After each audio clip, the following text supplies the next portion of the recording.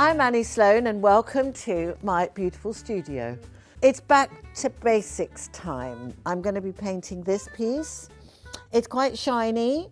It's a sort of 30s little cabinet. I've taken the handles off, so I'm ready to paint.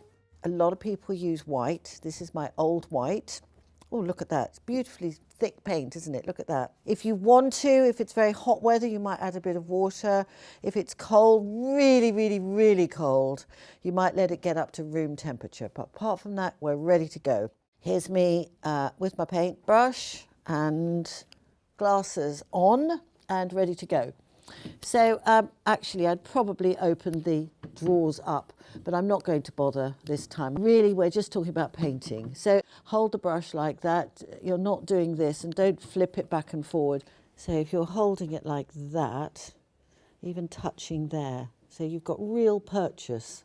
And just brush over every which way. Be quick. It's not little tiny brush strokes.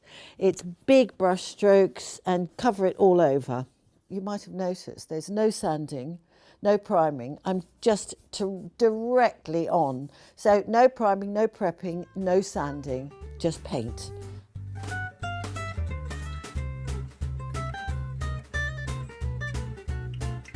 Why, how did all this happen?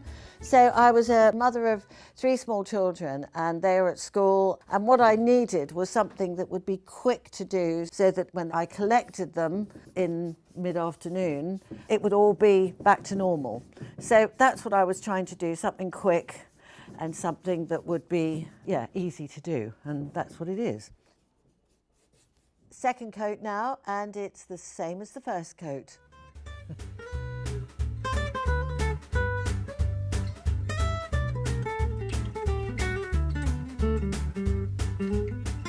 So lots of people say, gosh, you make it look so easy, and it's not so easy. It really, really is easy. Remember, if you paint it and you go, oh, I don't like it, well, maybe it's the wrong colour, and it's to do with the room you're in.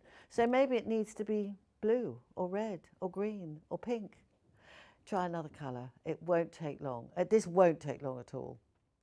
So now it's back to basics with the waxing, and the waxing is really, really important part of my whole thing. It's paint and wax. They're just 2 really brilliant bits. So you can put wax on with anything you like. You can do it with an old paintbrush that you've got. You can do it with a cloth, or you can use this. You don't have to use this. I would just say that it does make life a little bit easier. If I don't wax it at all, my hands will mark it.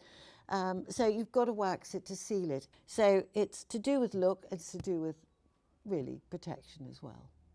Here's the clear wax. It is wax that works with the paint, and it absorbs into the paint really easily.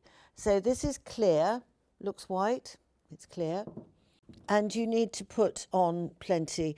And again, you're not doing this thing of going blib, blib, blib, very careful, really careful.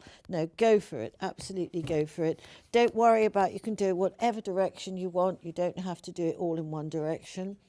So I'm doing it in lots of different ways. And you need plenty of it on there. So every which way, okay?